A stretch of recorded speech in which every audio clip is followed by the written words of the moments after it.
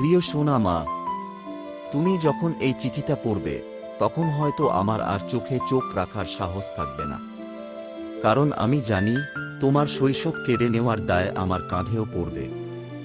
যদিও আমি চেষ্টা করেছিলাম তোমাকে সেই জীবনটা দিতে যেখানে তোমার মা বাবা একসাথে থাকবে, তুমি আমাদের মাঝখানে হেসে উঠবে। আমি এখনো মনে করি তুমি আমার জীবনের সবচেয়ে সুন্দর সিদ্ধান্ত।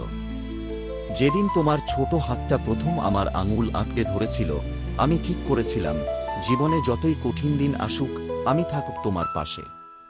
কিন্তু আজ আমি নেই, আর তুমিও নেই।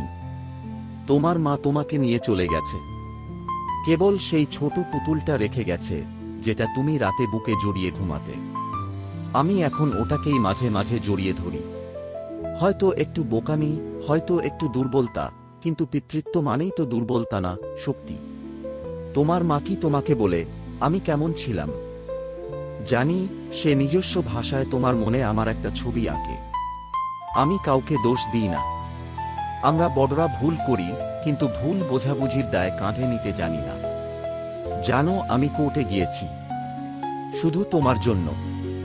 আমি যুদ্ধ করছি যেন অন্তত তোমাকে দেখতে পারি, তোমার জন্মদিনে একটা চকলেট দিতে পারি, স্কুলে নিয়ে যেতে পারি, অথবা শুধু বলি বাবা ভালোবাসে।